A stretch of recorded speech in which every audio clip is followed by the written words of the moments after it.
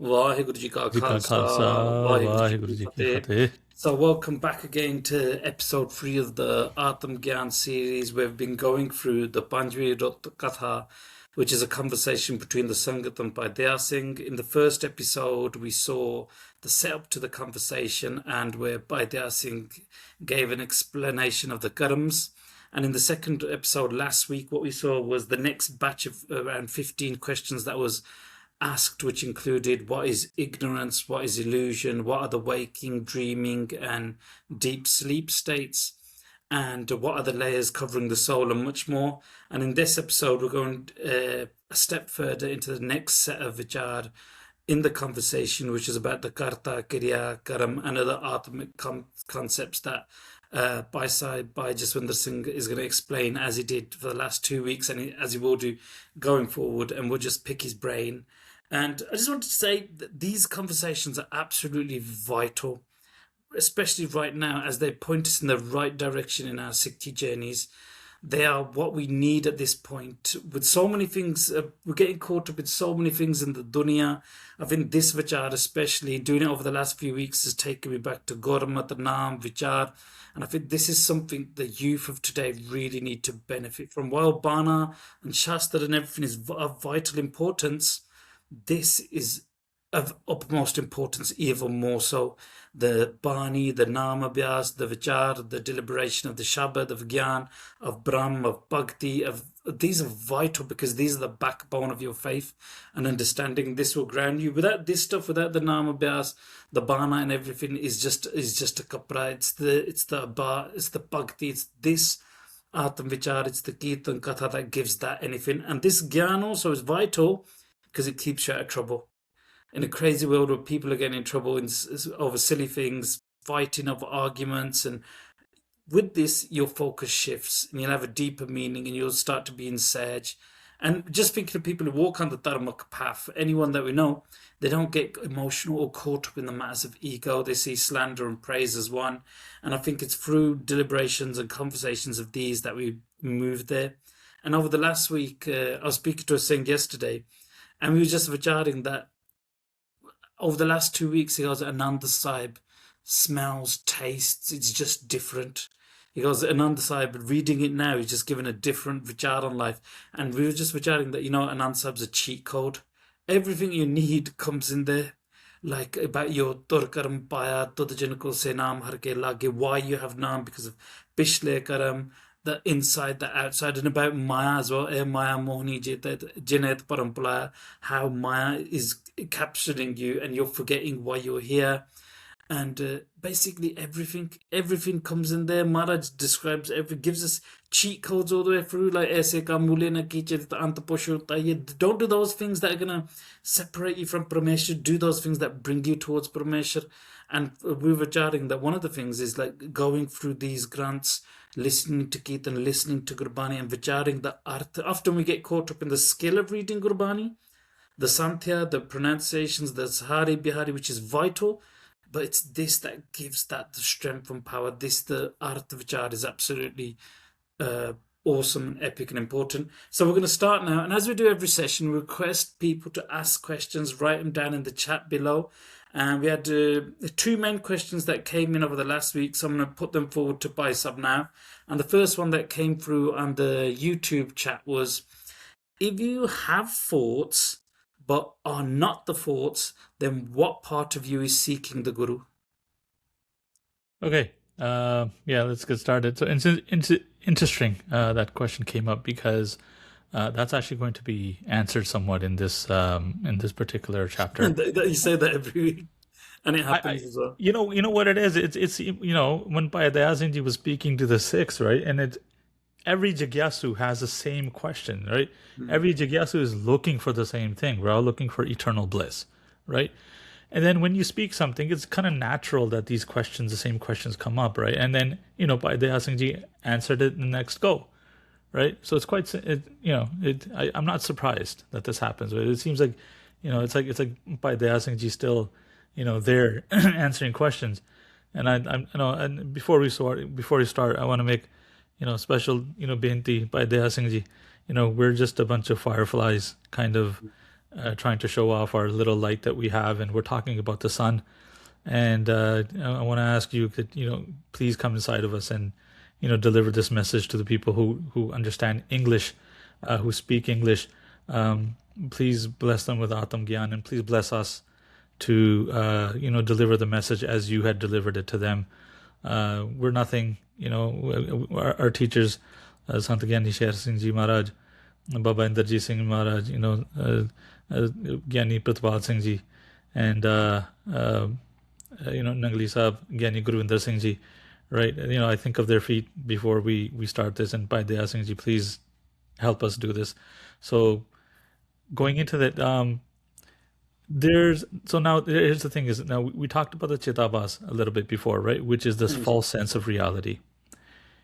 Now, in this one, we'll answer it is that actually is the Karta, right? The one who thinks it's doing, the one who thinks is experiencing, right? So now the question is, who is the one that's going to get the Brahm Gyan, right?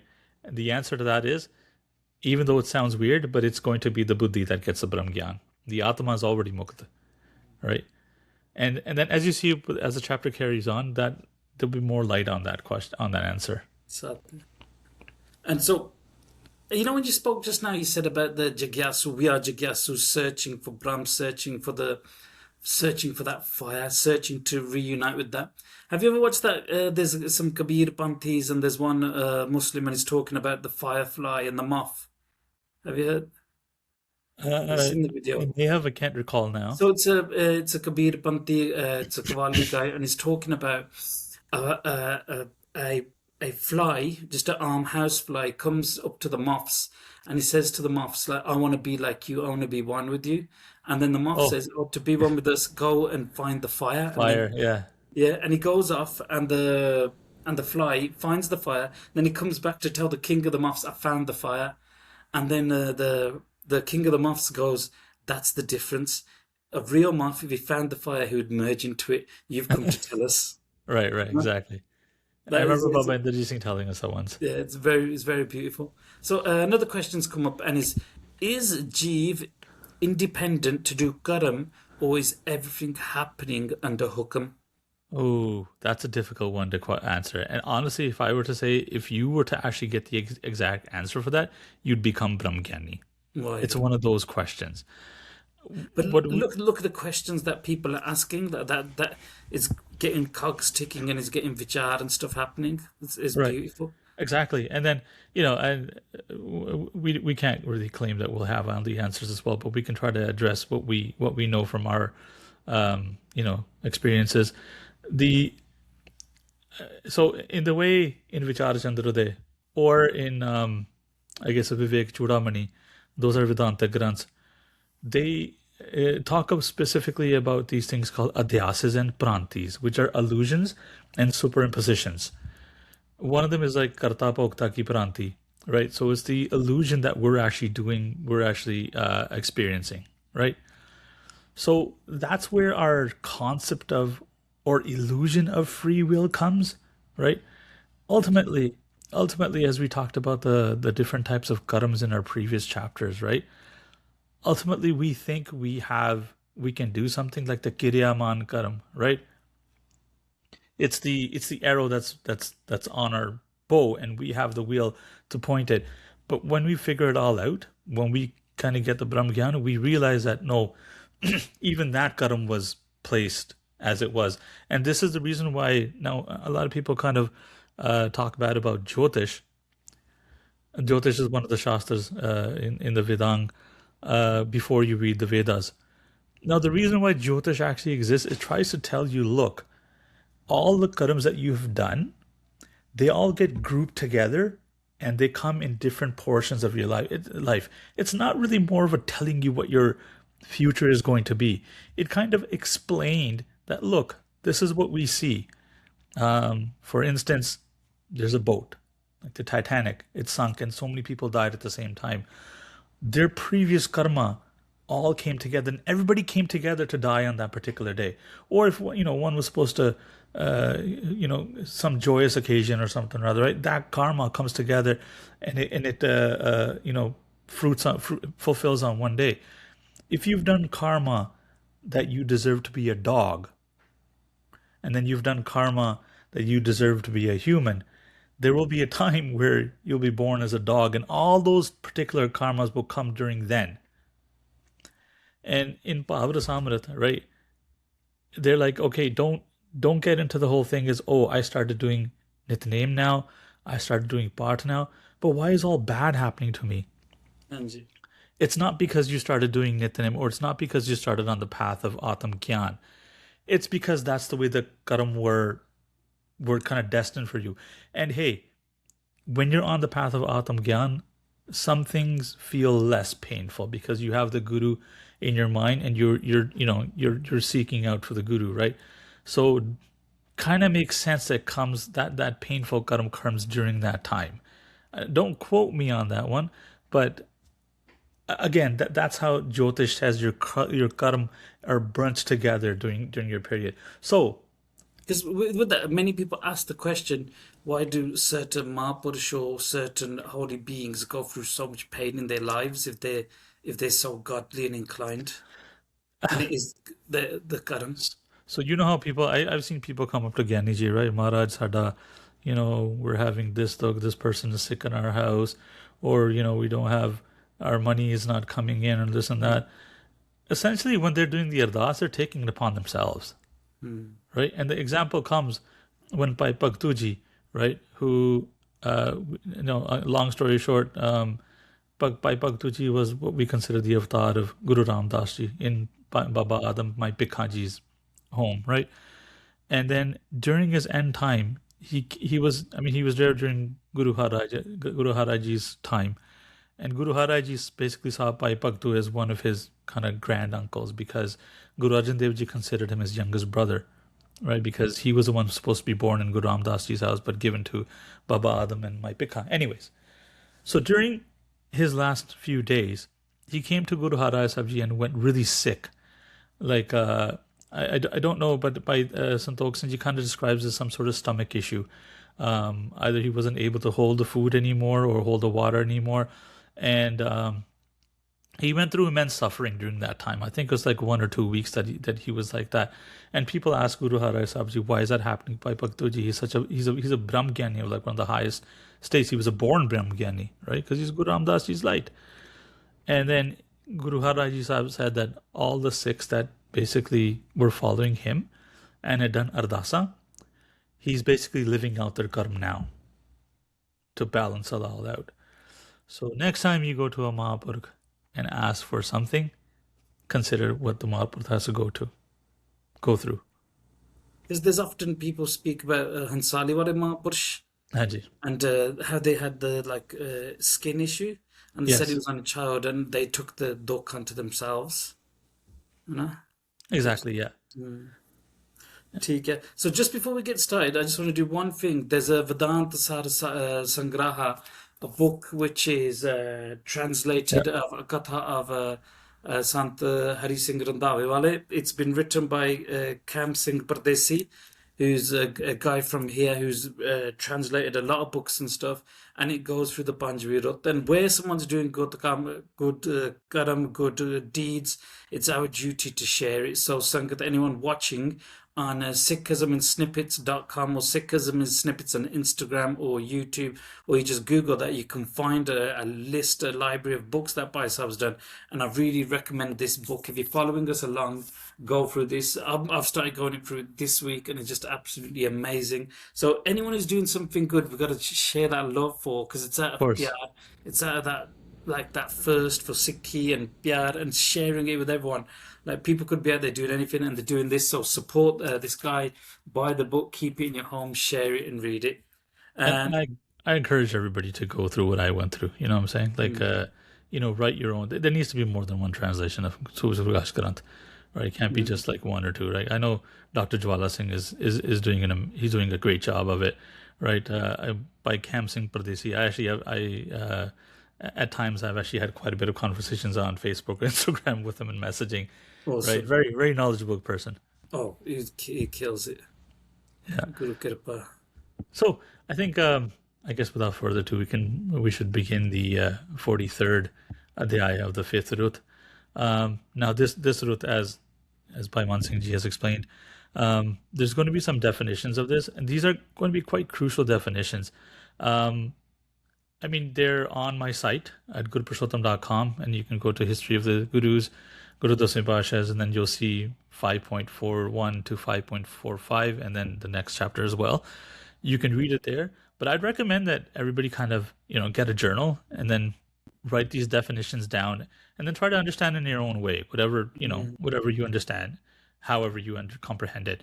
And then, yeah, please, leave comments if you want clarification, or you had a thought or epiphany. We're learning too, right? This Panchami Yudot is something that kind of just keeps expanding in terms of knowledge and stuff. It's not, I wrote it as I understood it, as I learned it from Gyaniji or another Mahapurukhs, right? You may have a different kind of thought process of that, but please share it with us. We want to hear it. Yeah, saying that we are all students, every student learns differently. When we go to college, universities, we're all making our own notes. So it's vital we do the same when it comes to Sikhi. Why wouldn't we? We Right. can't just sit and be passive learners. We've got to be active in this. So let's go, people. Yeah. So yeah, in this one, there's going to be a lot of definitions, but there's going to be a lot of conversation. These are very important because this will help you understand Gurbani a lot too. And there's going to be a concept of why we can't see our Atma that's going to come up later on. It's going to be towards the end, toward the half to the end. It's going to be basically seeing what is the film around our mind that doesn't let us see our Atma. And that's very important because then you'll understand the concept of Seva, Simran, and Kirtan. It's very important. It's taken straight from the Vedanta concept, but we don't realize it because of our, I don't know, I guess political mindset. But anyways, so the first definition is Karta. Who's the Karta? And Bhai Daya Singh ji says, from the toenails to the top of the head, this is what we call the solid body, the Sthul Sharir. Okay? The one who feels within this body, the ahang, the ego, it's me, it's my finger, it's my skin, I'm the one smelling, I'm the one looking, that particular thing that says I'm doing it or this is me, that is called the ahang. It is known the abhamani of the body, the one who feels the body. Okay? So And this karta here, it relates to the person, not Parmeshwar. Like in the Gurbani, tu karta se char main sai. That's talking about Parmeshwar. Tu ape karta tera kiya sab. That's Parmeshwar. right, This karta is asana, trapped to the us, ego. the doer. Now it's funny you bring that up because in Vedantic concepts and in there's certain when you go to Job Sabha, so he goes akrata krita hai amrita mirta hai. He says you are actually not the doer. You're not doing anything. This whole Maya is just an illusion that things are happening, results are happening, karma is happening. But anyways, we don't believe that, so we think we're in the illusion. We think it's real, and therefore you need to use something within the Maya to get out of it, right? But anyways, yes. And then in Mool Mantra it says the Karta Purkh word comes up, right? So we're saying, okay, if Akal Purkh's Akarta and Apokta, why did Guru Nanak Dev Ji say Karta Purkh? And this is where the whole concept of there's nothing else besides the one is you're not the Karta. The Karta Purkh is Ishwar. The Karta Purkh is Akal Purkh. Right? That was the reason why Guru Nanak Dev Ji mentioned that in the Mool Mantra. Or the Mool Mantra was given to Guru Nanak Dev Ji by Akal Purkh. So this is Akal Purkh's way of telling Guru Nanak Dev Ji that I am the Karta Purkh. Don't think I'm not. Everything is me. And saying that about the Mool Mantra, like often we're doing camps with kids and stuff, and we're talking about Nirpo and Nirvair, and we ask the question, like, kids, why is Akal Purkh Vaheguru Nirpo and Nirvair? And like, Parmeshwar's not scared of anyone. No one could put fear in Parmeshwar. Parmeshwar hasn't got any vair with anyone. And we're like, why? Like, why is that? And Mahapurush Swami Paramanand, he said, it comes back to that Ek Onkar because there is no one else. There's no Who's one else. Maharaj gonna have vair with when और कोई है ही नहीं? Oh, anyway. Yeah, Yeah. that's right. So the next definition is Kriya. Now, some of these words are just going to be there for the purpose of, so you understand things. Some of them will have deeper meaning, but some of them will actually just be simple. So Kirya is the awareness that comes out through the Indriya, comes out through your senses, the one that's looking, the one that's hearing, the one that's talking. That is the Kirya, the awareness that comes out, the awareness, okay? The awareness that comes out of the Indriyas and experiences the Vishas. What are the vishas? Smell, taste, touch, right? Smell, taste, touch, sound, hearing, and what are we missing here? Smell, taste, touch, hearing, eyes, ears, touch, taste, smell. Panj ho gaye? Oh, sorry, my bad. Yeah. And there's a Okay, beautiful shabad that Bhai Gurdas writes about with Sakar Surt Apars Auragnath Buddha Balabachan Vivek Take by hair, like through the skin, when we touch stuff in it, yeah, then everything comes in, enjoyment, all that is through these things. And then they go on to say, but ultimately, Paramesh's is in the mind through their own kirpa. exactly, exactly. So that is what we call the Kirya. The Sadgurus explain this. The awareness comes out through the Indriyas, touches an object, right? The awareness, and comes back through the senses to tell us what it saw. Now, what is Karam?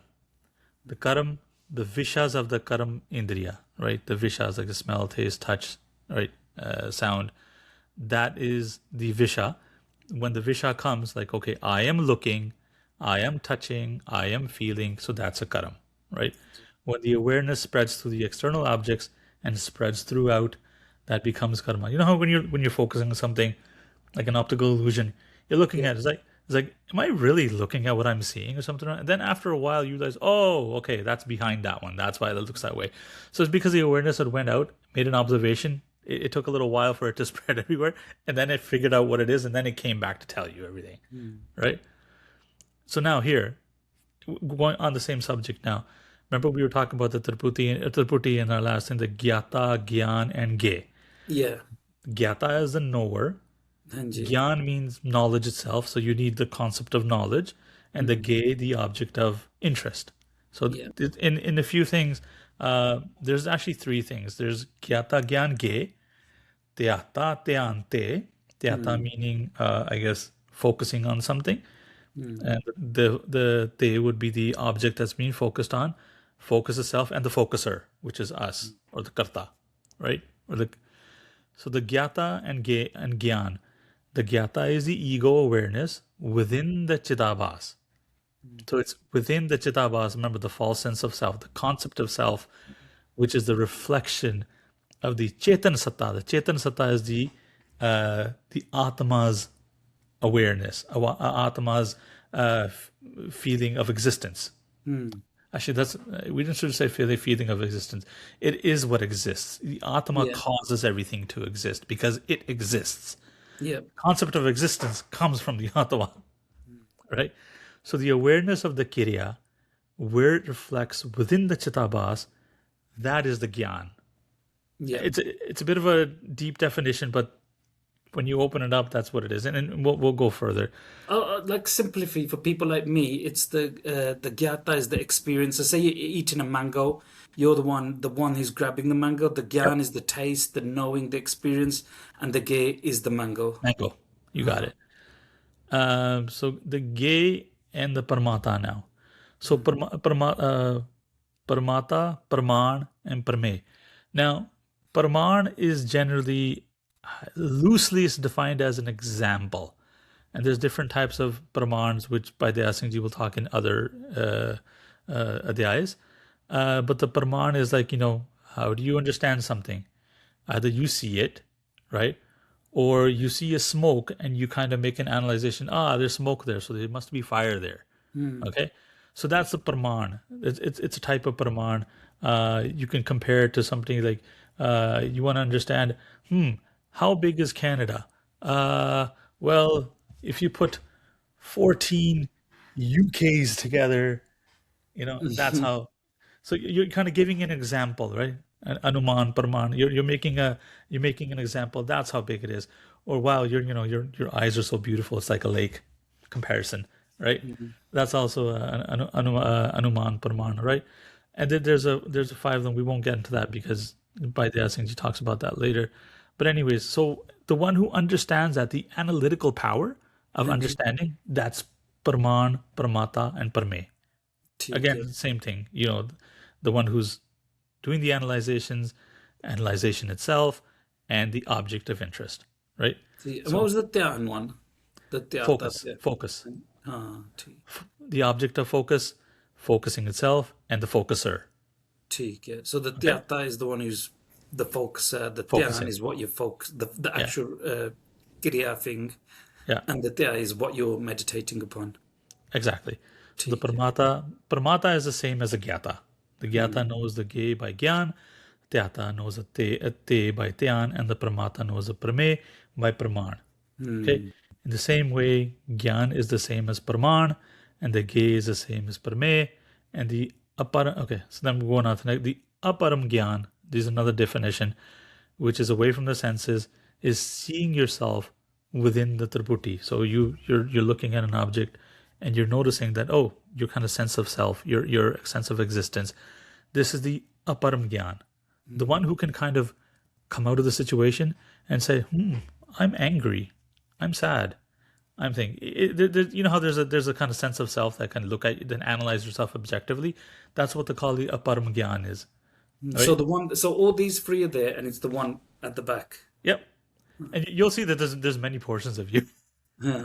It just doesn't stop. And then now there's a Brahmagyani, Brahmagyan, right? The one that illuminates the Triputis and is a sport of all. To know yourself, the true Atma is the Brahmagyan. This is the Atma now we're talking about. How's that different from Brahmgyan? You say Brahm or Brahm? So you're saying Param or Brahm, Yeah. But and I'm saying how's that different from Brahmgyan? Brahmagyan. So Brahmagyan is something different, right? अच्छा. Brahmagyan, we're talking about the knower at this point. Who is the Brahmagyani? हाँ जी. Who's the Aparamgyani, right? There's a person who's in the Chitabhas that's looking at something, and now there's a sense which is basically the Chetan Satta that basically can see everything. So remember we talked about the sun shining in the room, and then we were talking about the small mirror kind of focusing on the wall, and you see a small thing. That's the Chitabhas. But one thing you do have to realize is that the sun is flowing through there too. So when your vritti, when your consciousness or awareness is going throughout the senses, there's a small portion of that that's actually the Atam's Chetan Satta as well. It's there. I mean, without it, it won't work, right? The electricity flowing through the fridge is, I understand, it's the gas is being cooled or activated, and the cooling sense comes out. But there's a sense of electricity within the fridge in general, right? So that's what it's basically talking about. It's a little difficult to understand, but as we go on, we'll go there. Now, the reason why Bhai Daya Singh Ji wanted to make that known is because he wanted to talk about the mahavaks of Vedant, and the mahavaks of Vedant will go. This next section is going to be all connected. So, what are the mahavaks of Vedant? Right? They're the ones they were given by the Satguru, who is a teacher, right, of the Aatam Gyan or the Vedant, whatever you want to call it. Only they have the true Gyan, right? They give it to the Adhikari. Now we'll explain all these things. The deserving one of Gyan. So there's 4, which we call Chatushte, and then there's Sanbandh, Anubandh, Chatushte. Now, when you open up a textbook, I remember in high school and stuff, we'd begin a new chapter. And in the beginning, they would be like, in this chapter, we will be discussing this. Our aim to know is by the end of the chapter, you should know how to do these factorials. You should under what powers are, right? Or, in university biology, you'll understand by this. So think of this as that. Now, what is the Sanbandh, Anubandh, right? Sanbandh is a relation. The Anubandh is by which the relation is done. So they say there's 4. There's the Visha, which is the subject. There's a Prayojan, which is the purpose. And there's Adhikari, who is eligible to learn this. And then basically the Sambandh, what is the relation, right? And then he's going to talk about this. Now, what's the Adhikari? Let's kind of go into that first. He's going to go into that one first. The Adhikari is now, this is what they call the Sadhan Chatushte. Okay, what four things? That I know that this may be a little bit tedious or difficult to understand, but if you're making notes, all the power to you. Excellent. That's a way to go to understand this, and you'll understand you yourself better at this too.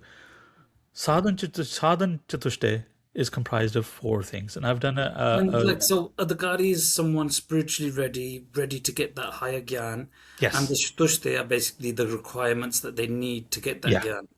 I've Take. I've I've done videos on this on my YouTube series, which you can go to the Gyan Yeah. knowledge of self. They're mentioned in great detail there, Mm, but I'm gonna mention it here too what they are. So you have basically four. You have Vivek, mm, Virag, mm, Khat Sampati, and mm. Mumukshu. So what are these things? What is Vivek? A Vivek is when a person begins to see, oh, there is something that is infinite Mm, inside this limited world. mm. When you begin to see that, that's when you get Vivek. It's like you understand that this world that we're running towards really doesn't have any goal, and it's just Paramatma inside here that's kind of energizing everything. And instead of going towards the Paramatma Kalpuruk, we're running after his creation, So right? like spiritual disconcernment where you know the difference between what's eternal, what's temporary, what's fake, Exactly. and what's real, huh?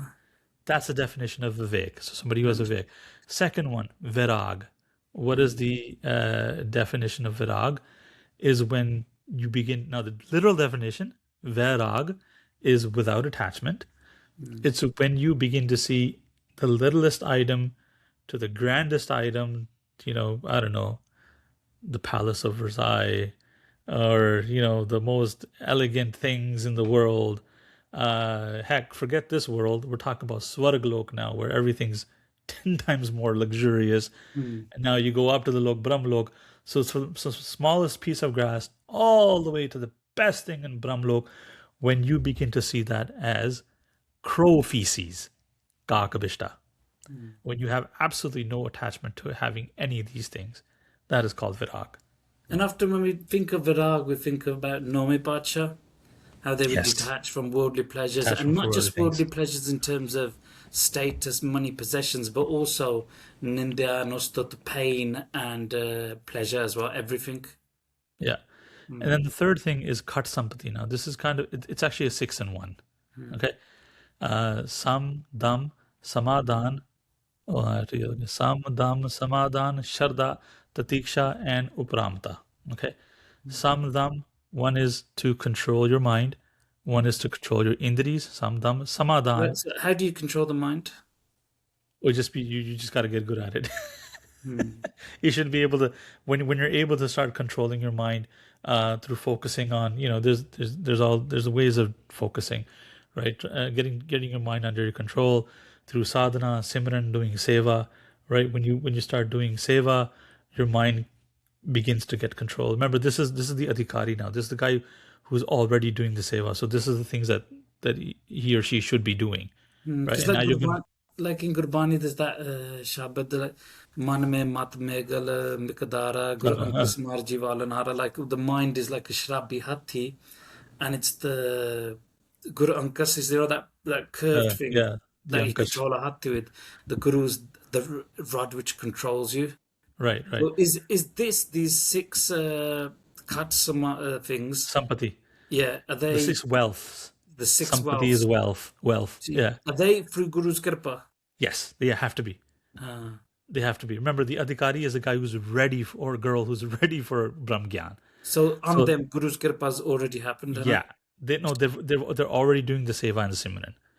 Because Samadhan is the one who actually sits in like samadhi, right? Is able to focus on their true self. Or they're the ones already doing waking up at Amrit Vela, doing the samadhi, doing the simran, right? So that's sam dam samadhan. Tatiksha.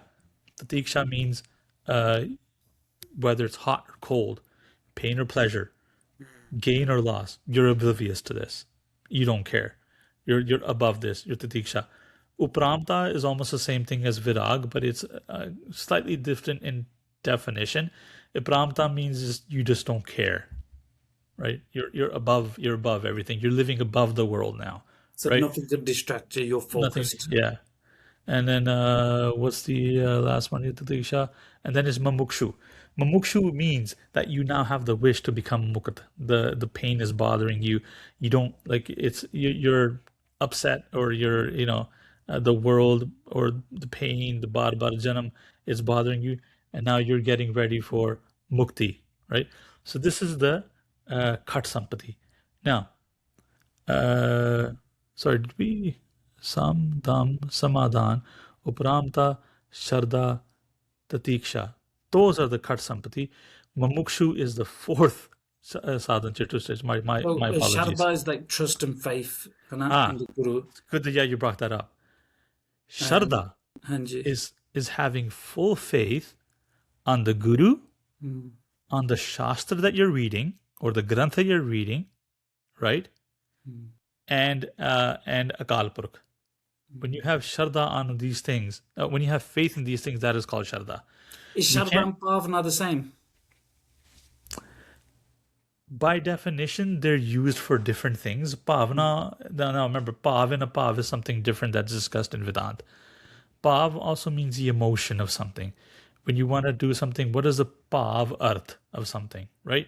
You're trying to get to what's the emotion. Like you have a literal translation, and then you have a Pav Arth or something. That's what Pavana comes from. But we loosely use that word as Pavana. I have Pavana on this person, so yeah, I have faith on the person, right? So faith and trust. Yeah, And Retanamya Chanda Gur Shardar Drir Bhagat Kamave, have full faith in your Guru. exactly. Because if you're going to be reading a Granth and you're having kind of half faith on it, it's not going to work, right? You're kind of insulting the Granth you're reading as well.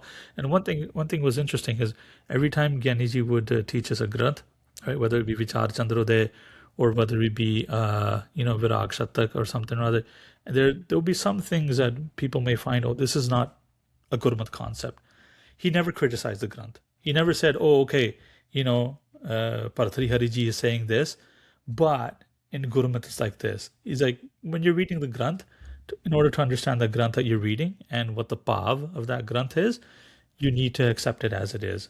Whether you implement it in your life is a whole different story. And I think it's the same with Sikhi. And like when we have Sharda in our Guru, we must recognize the Guru is the Guru. The Guru is complete Yeah. Sachin Apahaini. Like there's that Sakhi, and it's you've translated as well when the Sikh try to leave Anandapur Sahib and they have a dead body and they pretend that the Baba's passed away. And then Maharaj, when he pulls them up, he goes, if I let you go, you guys wouldn't have had Sharda me. And without Sharda, you cannot be sick. Without Sharda, you will never give your heads when the time comes. And this was before the Amrit Sanchar in 1699. Yes.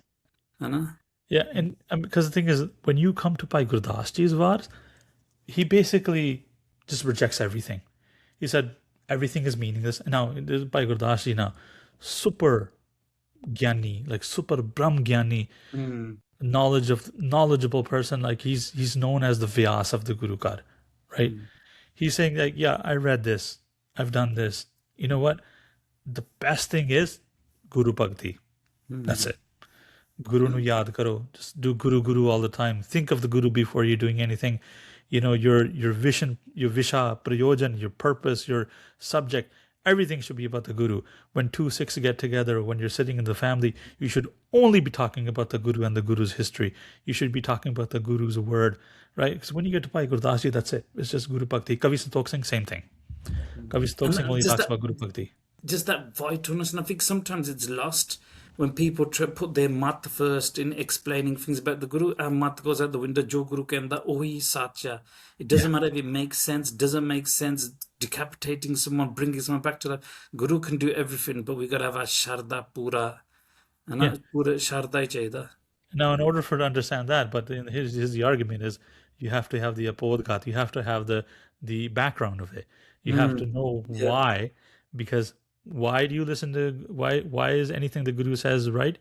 Because this world is an illusion. It's Maya. It doesn't really exist. It really doesn't matter what you do. I mean, now that doesn't mean go freaking, people listening to this. I don't want them to take the wrong way. Yeah. You do something bad in this world, you have to pay for it because if you do something from the intention of greed, desire, or lust, you will have to pay for it. That means you really did something from Maya. What we're talking about is somebody who's living above. He's living in Uparamta. He's living above the world. This or she, right? The Guru has become the center of their life. The Guru is all they talk about, and then for them, it doesn't really matter what they do or don't do, right? So, anyways, let's move on to this. How are we doing? Okay, good. So when the gyan of these four anubandhs are set in the heart, only then should they be given the Gyan. Okay? Now, so this is called the Gyan Khand and Gyan Khand, and we're actually kind of going into that whole subject now. So, when a person first has the wish to have mukti, they find a pura guru. You're not going to get Gyan right away. Okay? So, in the olden days, you had to serve your guru for a good 12 years, right? You had to do seva of their house. And then after that, when the guru realizes, okay, their karam have been washed away by them doing selfless seva, right? Then the guru says, okay, why are you here? And the Sikh or the student would say, I'm here for Aatam Gyan. I don't know who I am. Please introduce me to me. And then what happens is, according to Vedant, now, and you'll see this actually in Gurmat as well, but it's not really defined, is, well, actually it is. You know, when the guru gives you the Shabad, this is what it's talking about. The guru then gives you a mahavak, and it's basically a statement. And at that point, there's oil in the diva, the wick is set, the wick is already drenched in oil. You just need to spark it on. Without the oil there, without the wick being, you can spark it as much as you can. You can put a whole fireball there. It won't light, right? But if everything is there, just a tiny spark. And what are those for? And now Bhai Daya Singh Ji says, and this is where he's saying that Gurbani has all these. So from the Rig Ved, the mahavak of the Rig Ved. Now mahavak means like the summarizing or the motto of the Veds. What is the Rig Ved talking about? What is the prayojan? What is the subject? What is the purpose of the Rig Ved? It says, Pragyanam Anand Brahm. The Jeev is the form of the blissful form of Brahm. That is who the Jeev is. And what does the Jujar Ved say? Ahang Brahm Asmi. This is very famous. A lot of people have heard this. I am the Brahm. Sham Ved, Tat Tavam Asi. You, that you are. You are that. Right? And then the Tat Tavam, you, the Jeev, Tat, the Ishwar, Asi, Brahm. Okay? And what does the Atharv Veda say? I'm Atma Brahm. The Atma is the Brahm. Okay? These four mahavaks of the Vedas are in Japji Sahib. Shri Guru Nanak Dev Ji has stated this. Now, this is for your reference for people who, like to argue about the Vedant and Sikh Shastras. He states the 4 podis of Sravan, which are Sune diyan podiyan. This is a listening. Now, this whole concept of how you understand things. Sravan, Manan, Nidadhyasan. Listening, accepting, and then implementing. So the first 4 podis of Sravan, then the 4 podis of Manan, to accept. Then the Panch Parvan podis and the Asank Jap, Asank Murk, right? Asank Nav. Those podis, those are the Nidadhyasan, the implementation, right? So you're hearing it, you're thinking about it and accepting it, and then you're living it, Implementing realizing it, it. living it, right? And then Bhai Daya Singh Ji goes, Tu, now he's talking about the Jeev. He's saying, Tu Sada Salamat. You are Sada, you are forever. You are Salamat, established, and you're Nirankar. You don't have a form. Right? This is Ahang Brahm Asmi. You are the infinite and stable form that has no form. Now, Guru Arjan Dev Ji, in his Bani, all the 4 mahavaks are there. Sargun Nirgun Thape Now. Dohmil Eke Kino Thao. The Sargun, the omnipotent Ishwar, and the Nirgun, without qualities, the Jeev, are 2 names only. The Brahm is established in both. Tattvamasi. That's what it is. And then he goes, Sargun Aap, Nirgun Aap, Sargun Bhi Ohi, Kalatar, Jin Sagli Mohi. The Nirgun, the Jeev, is himself, and the Sargun is the Ishwar, is the same. By his power, his Maya, he has enchanted the whole universe. Main nahi, Prabh sab kich tera, iha nirgun, uge sargun, kel kart bich swami mera. There is nothing inside me, Prabhu. It is all you, Ahang Brahmasmi. Here is the Nirgun, Jeev. There is the Sargun, Ishwar. Within both is the Master illuminating, right? the oneness is mentioned in Japji Sahib. And he goes, the Jeev and the Ishwar are the one Brahm form. The difference is mentioned in various ways. He goes, Sala hi sala hai, iti surtana paiya, nadiyan te vaha, pabe samudana janiye. The one praising the praiseworthy, he does not know that he is the one. The rivers and the canals, the streams, pour into the ocean. You can't tell the difference anymore. They are all the one now. So, Like the Nadia, the Jeev, right, the right. Ishwar, the river, or the part of the ocean which is Brahm. So now remember, we talked about Maya, Uh, and now we talked about the Shuddh Satogun portion of Maya and the reflection of Akalpur coming inside. That is who the Ishwar was. The Ishwar was the one who knew Maya and who knew Brahm. Okay? And the one that the reflection of Akalpur that fell into the maleen, the dirty portion of Satogun, became the Jeev, and the Atma was the Kutast. yeah. Right? So now, if one is the drop and one is this ocean, so the drop is the Jeev, And and the ocean is considered the Ishwar, which is inside Maya. But then who is the Brahm? The Brahm is the water. they're all the same. They're all The that Brahm Brahm. is the water, And right? when they come together, So it is Brahm. yeah, and he goes and by Daya Singh, he goes, understand the Sada Salamat is the Tat form. The Tu is meant to be understood after. The Tat and Tu are the form of Nirankar. And You the are the two Brahm. is you. You, the Uh, Jeev. You are the Brahm. The Sat, Chetan, and Anand is the one form. The Nirgun is the Jeev, and the Sargun is the Ishwar. The Chetana, the awareness, power, is the same in both. And No saying about difference. that too, I think there's a beautiful Shabbat in Sarblo.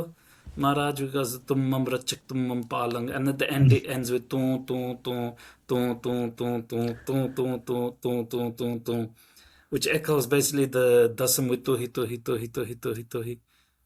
We haven't even started looking at Sarblu Maharaj. There's so much Brahm Vidya in there. I mean, when I was doing Santya with Nangli Sabji's student, I was like, holy cows! You know what? This is like, if you do Sarblo Guru Granth Sahib Ji, you don't need to read Vichar Sagar, Vichar Chandrodaya, or any of those Vedant. Everything is here. Like in Sarvul Maharaj, everything, it ties everything together. It's like it's almost tying the Guru Granth Sahib Ji, the Sub Guru Granth Sahib Ji together. Right? No. It's amazing, and we haven't even started to do And anything he's about it. he's coming over to you guys in June or Yeah, July, he's he's coming here. and then I after think that next. he's coming here. Yeah, yeah, Mm. and who knows? We can even have maybe as a guest on one of our episodes, right? So he goes, the Nirgun is the Jeev and the Sargun is the Ishwar. The Chetana are both the same. The river is the Ishwar. The canal or stream or the small stream is the Jeev. Both river and canal pour into the ocean and become one with the ocean. There's only water then. Understand the meanings of these. These are such. There are many such examples.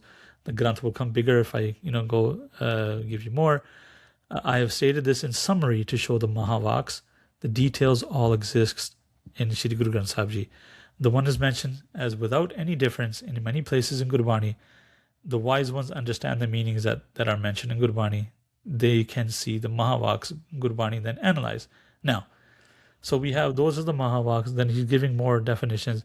There's prakirtak vak, the words of Brahmgyanis, where one is indestructible, where one does not feel pleasure or pain, where there's no dharam, there's no sadhana, nor is there anyone looking for mukti. We're talking about the pure Brahm now, where there's no mukti, nor nothing to renounce, where there's no vidya, where there's no loks or aloks, where there are no devtas, where there's no knowledge. You see where this is going? Arbad Narbad Dukara. Remember that in Maru Sole? It's just dust, huh? Where there's no Shiv Yeah. Shakti, Yeah. right? When Ape Sona Samadha, right? This is exactly what he's talking about. This is actually coming from Vicharmala as well. The end of Vicharmala goes into that thing where the Maru Sole kind of address that, right? There's no knowledge. And There's no knowledge, and no knowledge, no knowledge, because where there's no knowledge there, and there's no concept of not having knowledge, right? Na ik na do. There's not even concept of one there No because duality, nothing. there was never two. How can there be a concept of two? The concept of one and two was made because Maya was made. That's it. So there's no concept of that either. There's no mother there, or without mother. There's There's nothing else. there's no concept of mata there, and there's no concept of not having a mother there, right? There's no father and no concept of having a father there. Where there is no sakopa, there's no sushupti state, deep sleep.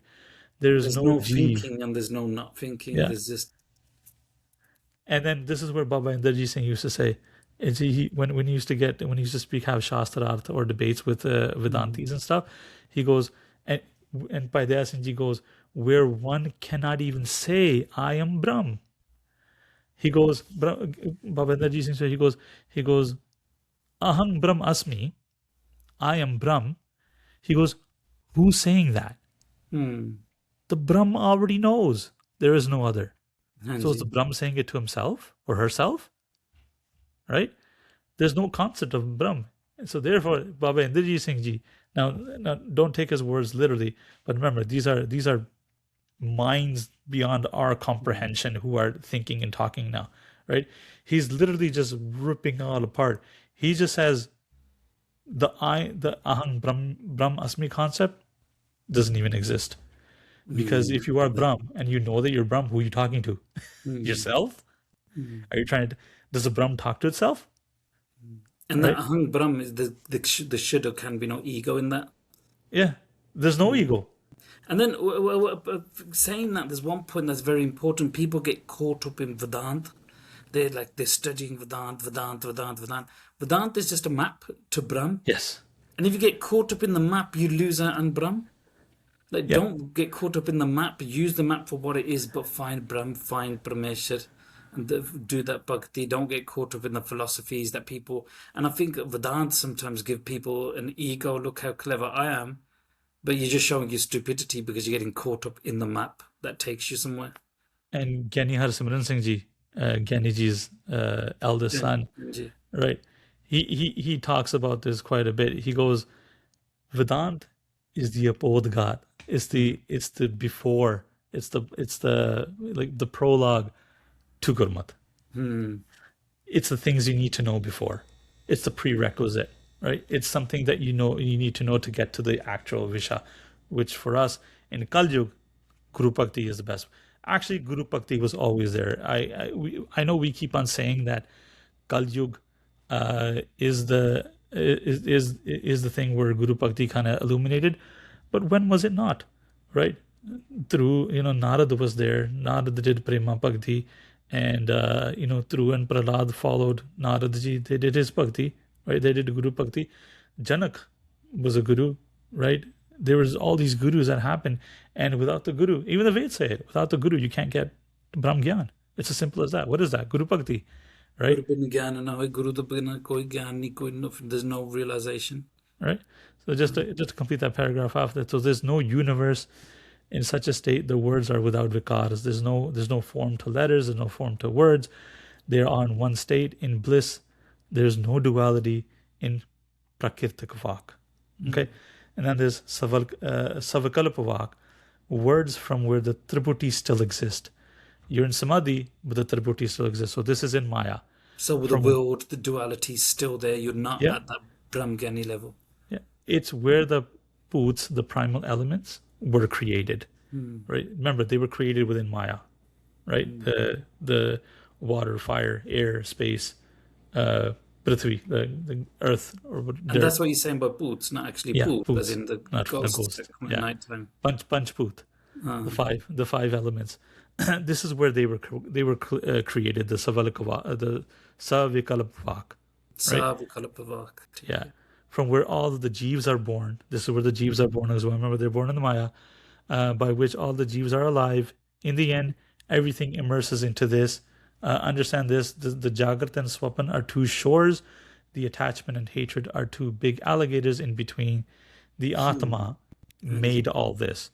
The words that come from this state are called Savakalapvaks.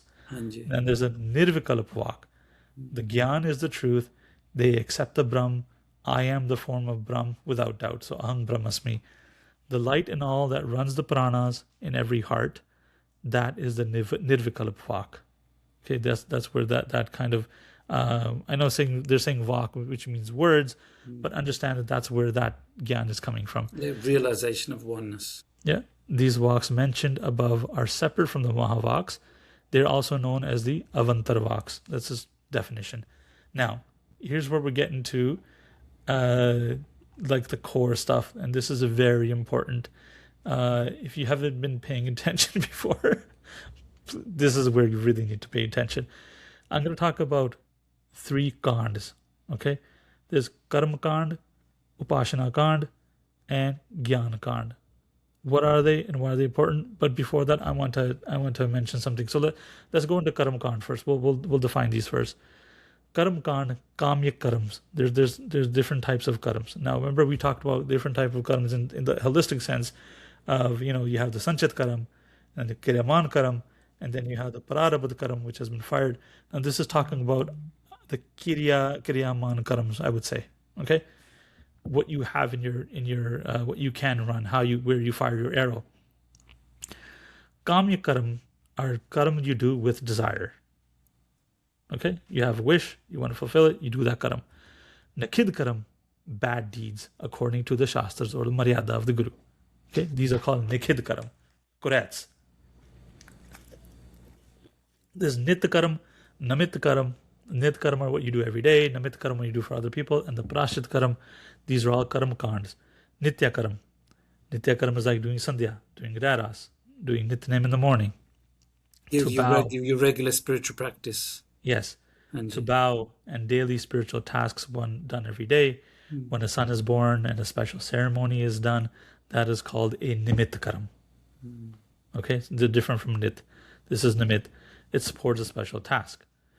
Prashchit karam are basically repentance.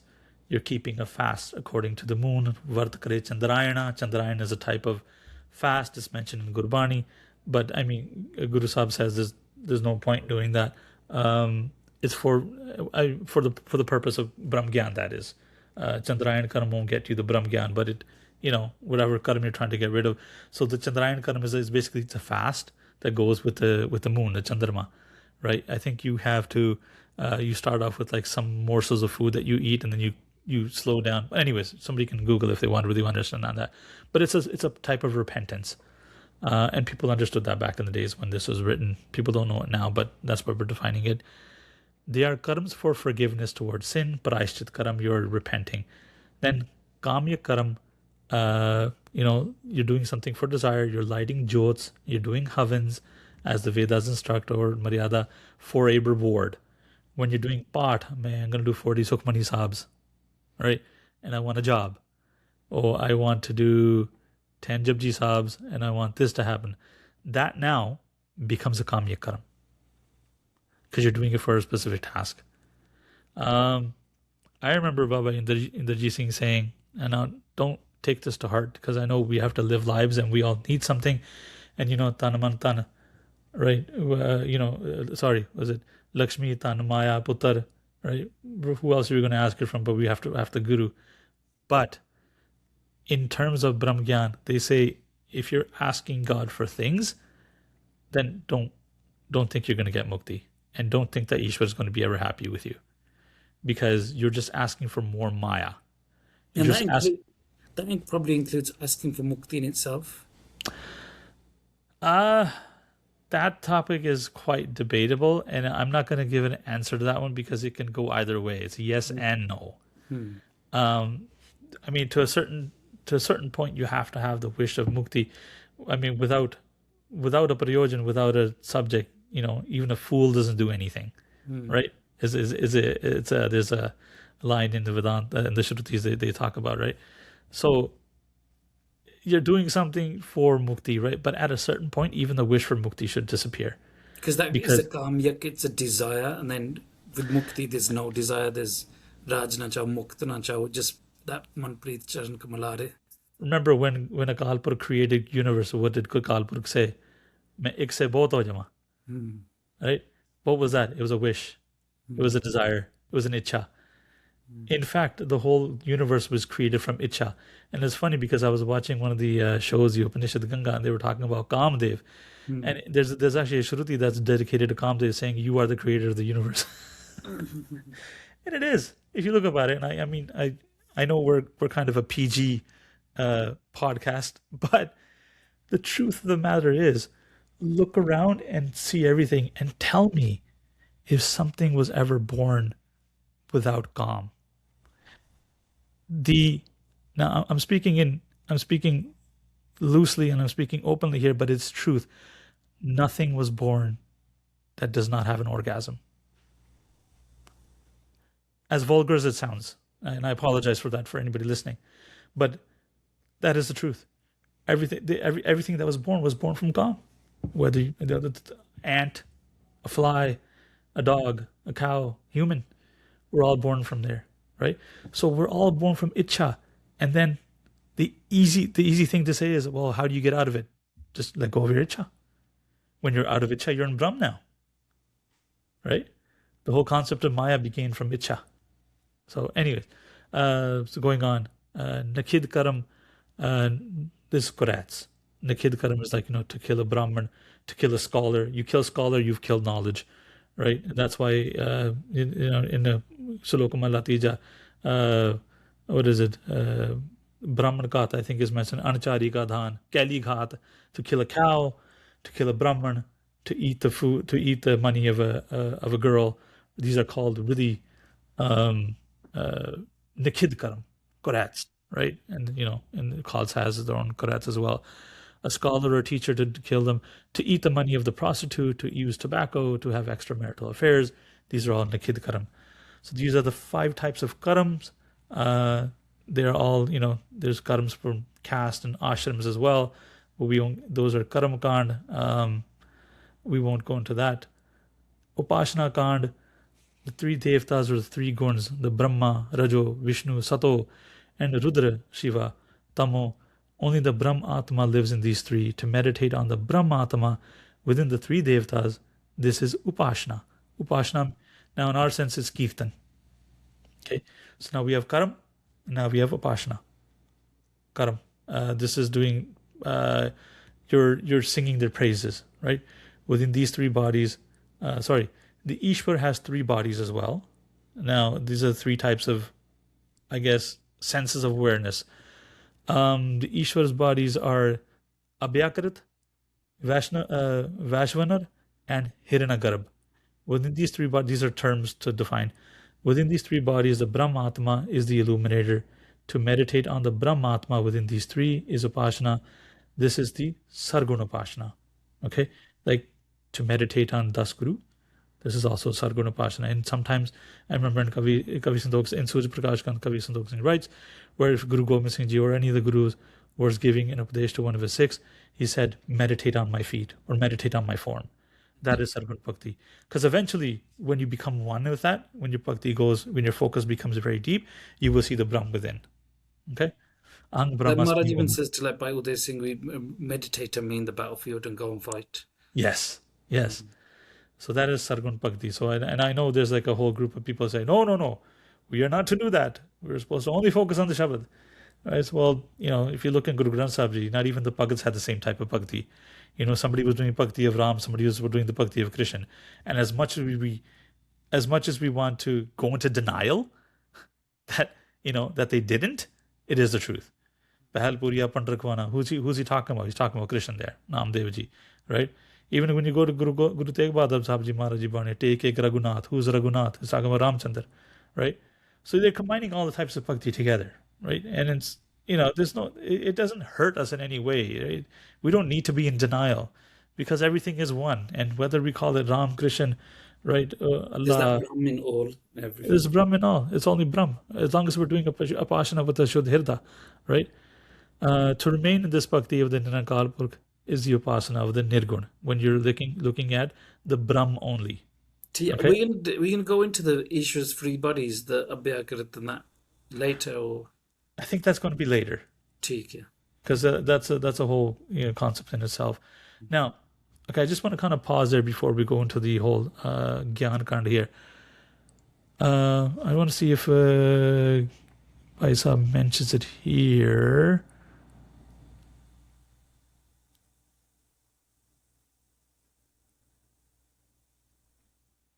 Okay, maybe not. But anyways, okay. So there, we didn't talk about the three doshas. Okay. So what is the reason why we can't? If it comes out later, it comes out later. It's fine. I'll just kind of, I think this needs to be said. There's three things covering the mind that it can't see the Atma. Those three doshas, three faults.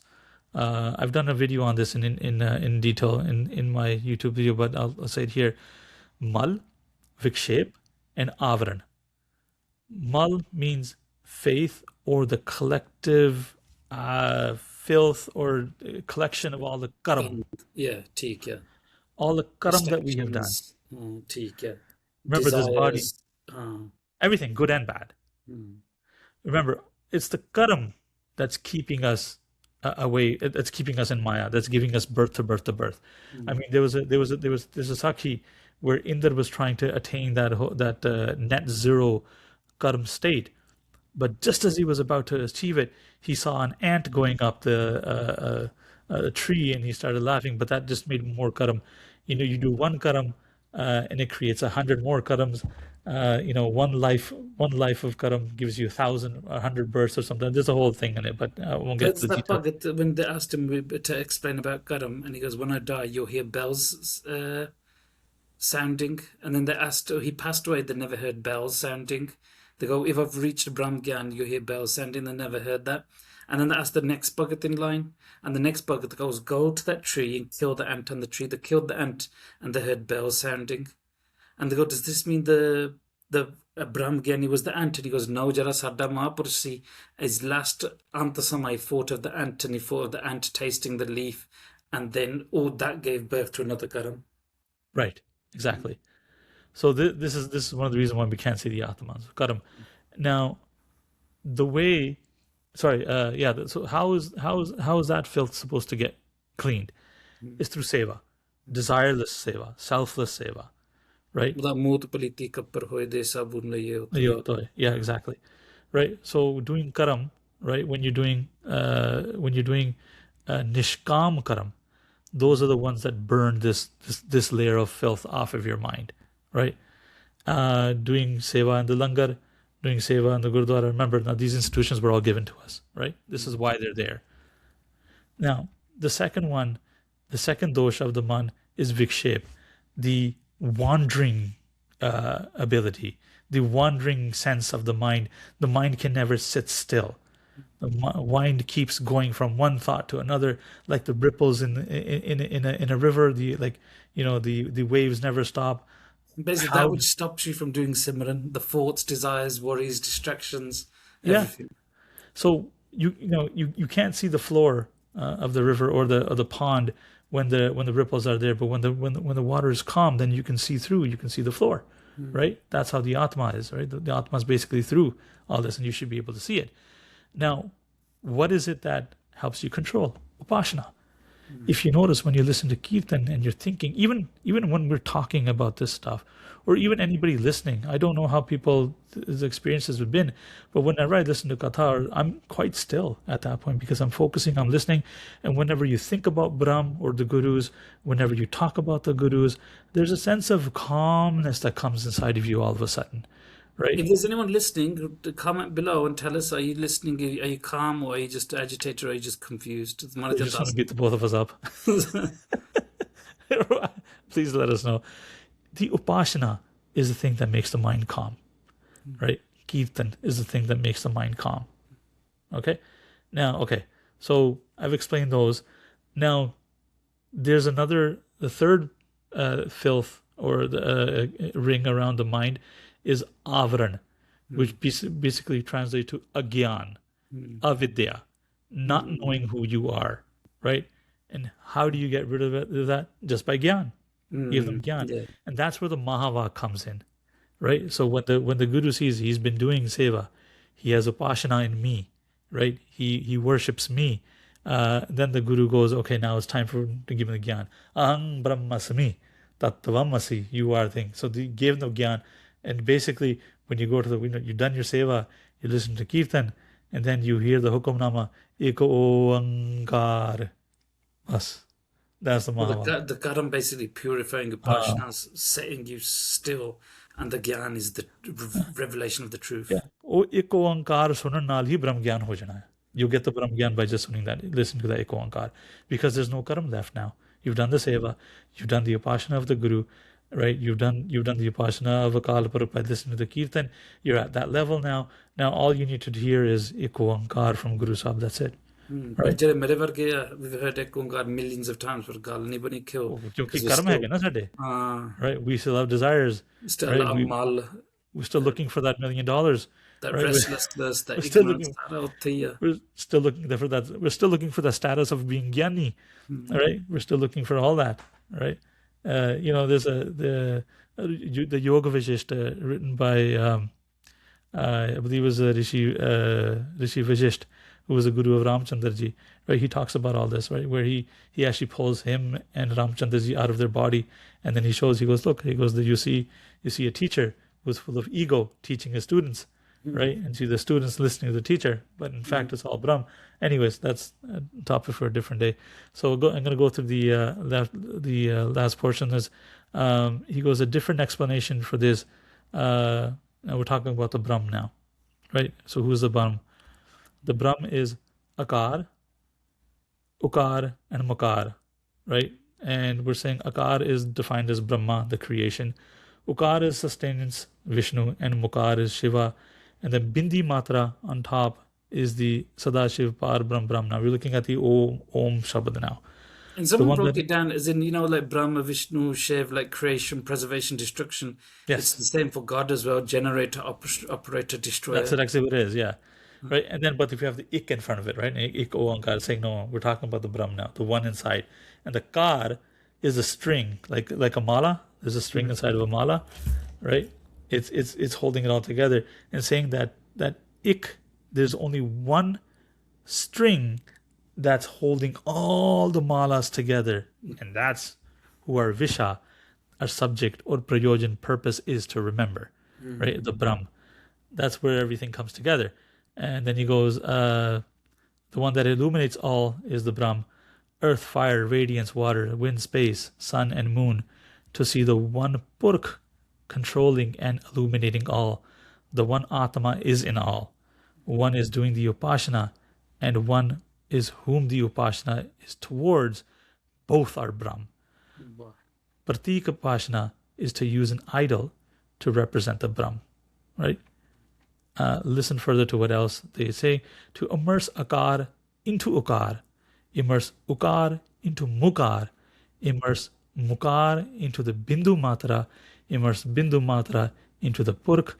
What is left is the Brahm. Now, say what you're doing now. This is what we call a Panchizala Chintan. We're getting rid of neti, net, not this. Yeah. So what are we doing? Imagine a flower. What are we doing now? We're going, how did it come? How did it come to be? It went from the seed to the root, to the stem, to the leaves, to the flower, to the stamen, right? To the pollen. Now we're going backwards. Pollen into the stamen into the flower into back into the stem, with the leaves going, the stem going back into the seed, the root going back into the seed. This is what we're getting to the Brahm now. That's what the Panchisla Chintan does, right?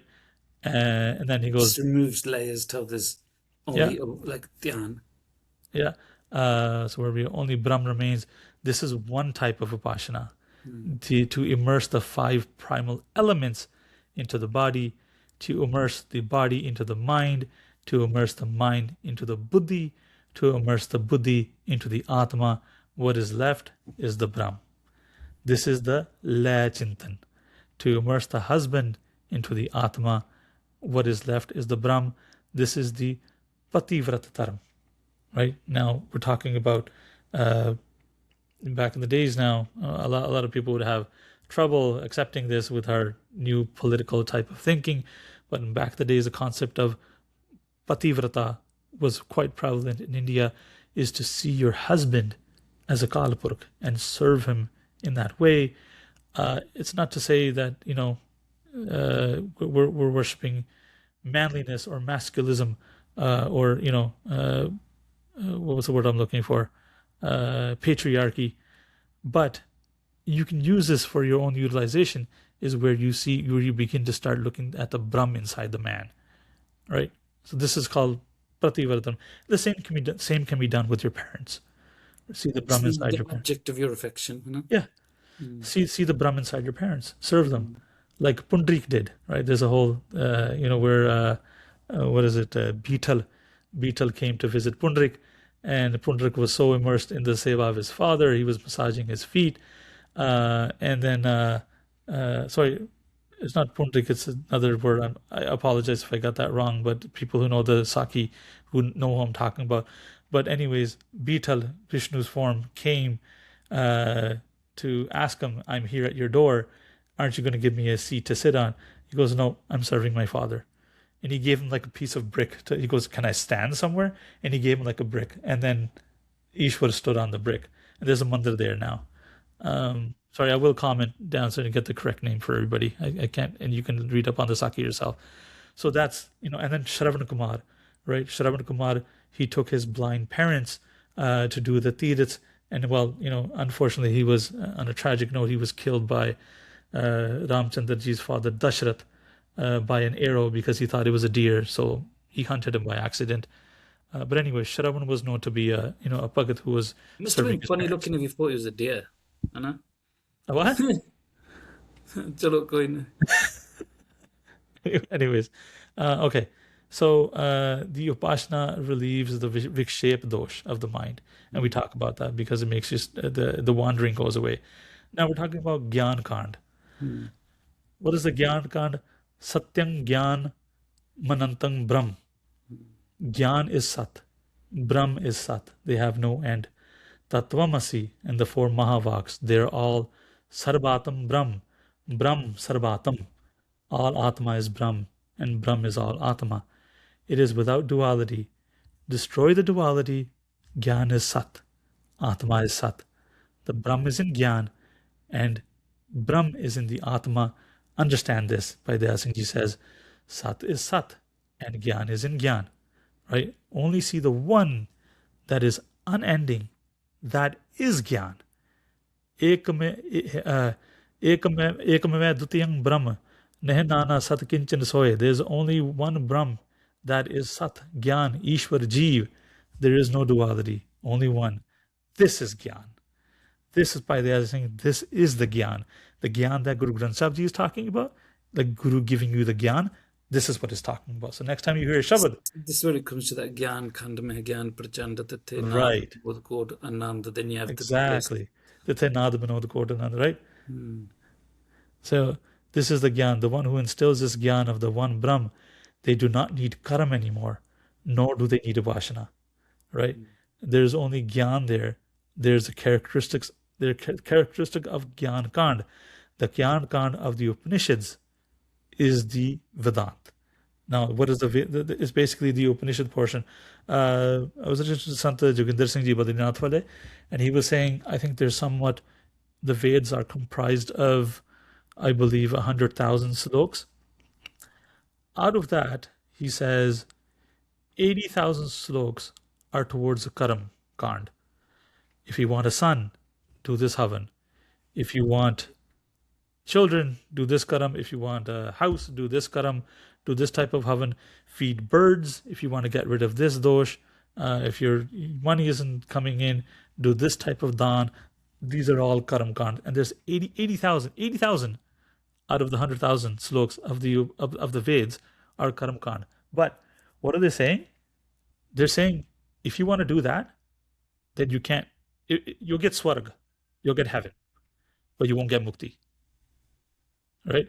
And then I believe 16,000 sloks are of Upashna. They praise the Lord, they praise Brahm, right? They start praising the Brahm within each Devta. Those are 16,000. Only 4,000 sloks out of the 100,000 are the Upanishads, are the Gyan Kand. These are the ones that Vyas, illuminated as the Brahm Sutra. That is the Vedant, right? This is the Gyan in the Gyan Kand. Till one is to do sadhana of Karam and upashna. That is the Purbi Mimamsa, the Shastras. That's the name of it. Till here, the words are called Vedas, where one has reached what is to be known, the Gyan Kand, that is known as the Vedant, where the Vedas end. Understand this difference between the Vedas and Vedanta. And Kavi Santokh Singh Ji says, when you know your real form, everything will be a success then. This is where You've truly fulfilled, then koi reh nahi gaya, then you've clocked it. this was a very heavy adhyay, I have to admit. Listen to it over and over again if you can. I encourage you to listen to other Mahapurukhs if you understand Punjabi, Hindi. Unfortunately, not much has been, done on English. Our brother Cam Pradesi has done a great job with translating in English, right? But obviously there needs to be more done so we can expand this in English. Our Visha Prayojan, our subject and purpose, is so the English speaking people, the English comprehending people can understand this Aatam Gyan and the Jigyasus, they're looking for the same thing. Everybody is looking for. And just to recap, like when you get to this Aatam Gyan, then you don't need Karam or Upashna, Hana? No. It's like nothing else is needed. Like it's a tool, like a body to get to the roof. And once you're on the roof, you don't need you don't need these tools anymore. You don't need this anything. But that doesn't mean skip the practice. It means use all the maryada, the kirya to get where you're going, and then you're there. Like, and when you're lag it. Yeah, remember in Suj Prakash Granth, any Sikh that came to Guru Sahibs, all 10 of the Gurus, right, they would do seva. They would be like, oh, we wish to stay your feet. And then there's a time that Guru Sahib becomes so impressed with their seva, their selfless work. When he gives them Brahm Gyan, what does he say to him? Now go back to your village and spread Sikhi. Right? He sends them back. There's no more karma left now. There's no more upashna left.